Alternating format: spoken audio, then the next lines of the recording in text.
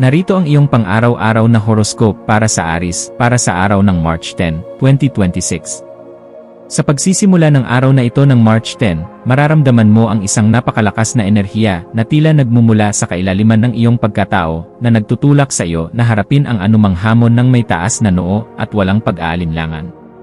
Ang mga planeta ay nakahanay sa paraang nagbibigay sa iyo ng matinding focus at katuwiran upang itama ang mga mali sa iyong paligid. Habang sinisiguro na ang bawat hakbang mo ay nakatuntong sa katarungan at dangal na sadyang likas sa iyong pagiging isang matapang na individual. Huwag kang matakot na maging una sa paggawa ng mga pagbabago dahil ang iyong boses ay may kapangyarihang magbigay ng inspirasyon sa mga taong nawawalan na ng pag-asa. Kaya gamitin ang kislap ng iyong tapang upang magsilbing liwanag sa madilim na bahagi ng iyong mga plano ngayong maghapon.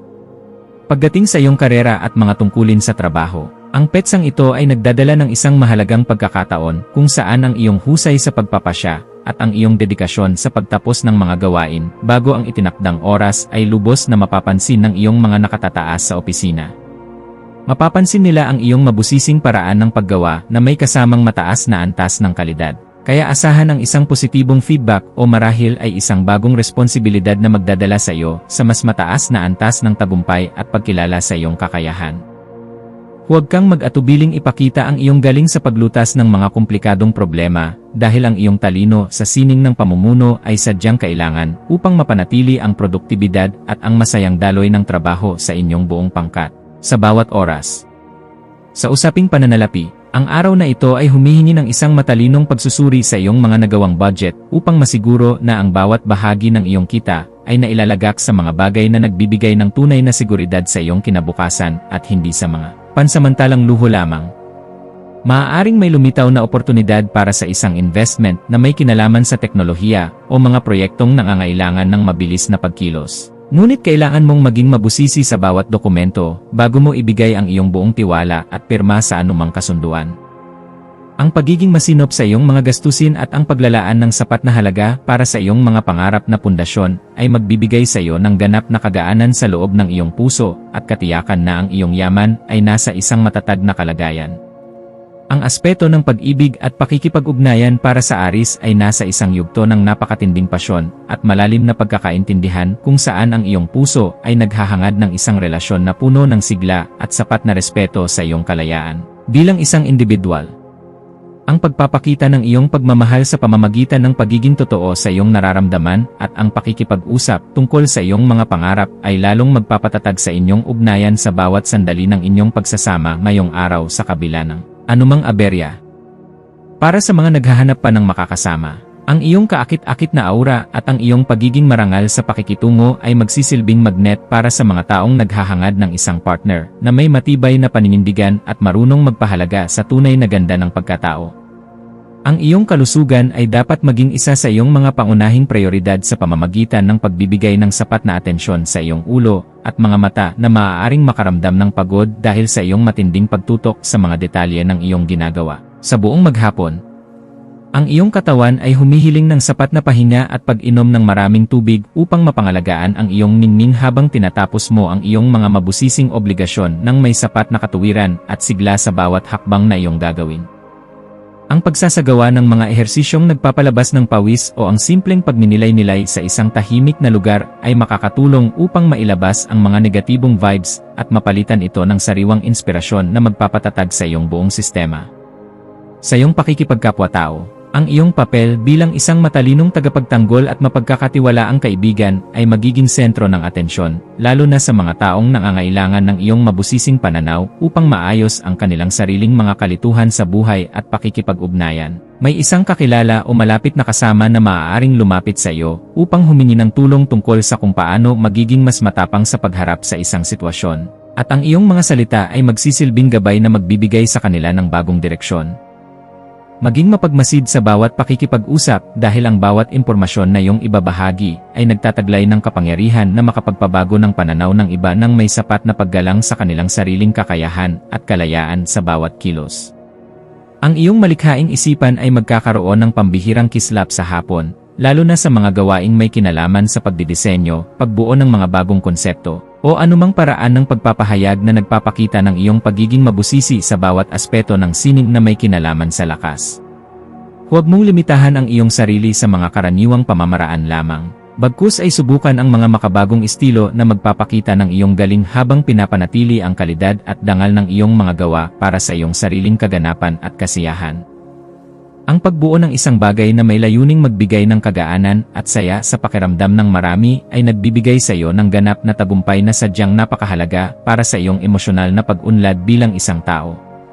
Para sa pamilya, asahan ang isang kaganapan sa loob ng tahanan na mangangailangan ng iyong pagiging mahinahon upang maging maayos ang takbo ng inyong samahan sa kabila ng mga posibleng maliliit na usapin tungkol sa kaayusan o mga plano sa loob ng bahay.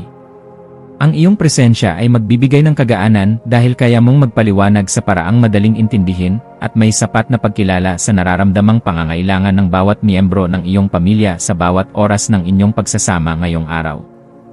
Maging mapagpatawad sa mga pagkukulang ng iyong mga mahal sa buhay at maging isang gabay na laging handang tumulong sa pag-aayos ng anumang gulo dahil ang matatag na pundasyon sa loob ng tahanan ang tunay mong sandigan sa bawat hamon.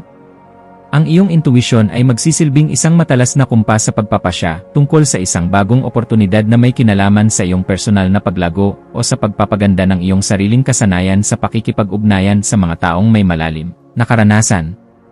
Kung may nararamdamang udyok na ayusin ang iyong pisikal na hitsura o bumili ng mga kagamitan na magdadala ng higit na lakas sa iyong paligid, gawin ito ngayon dahil ang daloy ng enerhiya ay pabor sa mga gawaing nagdadala ng bagong simula. Ang iyong panloob na boses ay malakas na nagpapaalala na handa ka na para sa isang mas mataas na antas ng kaganapan sa iyong pagkatao, kaya pakinggan ito, at huwag hayaang ang mga alinlangan ay humadlang sa iyong asenso patungo sa tagumpay. Sa aspeto ng edukasyon at pagkuha ng karunungan, ang iyong isipan ay magiging kasing talas ng isang kidlat na handang unawain ang bawat komplikadong impormasyon upang mahanap ang pinakaugat ng katotohanan sa iyong mga pinag-aralan ngayong araw na ito. Gamitin ang panahong ito upang magbasa ng mga materyales na magpapalawak ng iyong pangunawa sa mga usaping may kinalaman sa sining ng pakikidigma o sa mga paraan ng wastong pamumuhay dahil ang mga ito ay sadyang makakatulong sa pagpapabuti ng iyong disposisyon. Ang bawat impormasyon na iyong matututunan ay magsisilbing hiya sa iyong isipan, kaya huwag kang titigil sa paghahanap ng liwanag hanggang sa marating mo ang ganap na kalinawan na iyong matagal nang hinahanap para sa iyong seguridad at katarungan. Iwasan ang pagiging masyadong padalos-dalos sa iyong mga pananalita upang hindi ka makagawa ng pader na maglalayo sa iyo sa mga bagong pagkakataon na maaaring magpabilis sa iyong pag-unlad sa bawat sandali ng iyong pagkilos sa maghapon. Ang pagpapanatili ng isang balanse sa pagitan ng iyong agresibong kalikasan at ng iyong pagiging mahinahon sa pakikinig sa opinyon ng iba ay isang kasanayan na dapat mong pagtuunan ng pansin ngayong araw upang mas lalo kang irespeto ng lahat. Ang pagpili sa kung ano ang nakakabuti sa iyong pangmatagalang mitiin nang hindi isinasakripisyo ang iyong mga prinsipyo ay magbibigay sa iyo ng mas mabilis na resulta at mas malalim na kagalakan sa bawat sandali ng iyong pakikipagsapalaran.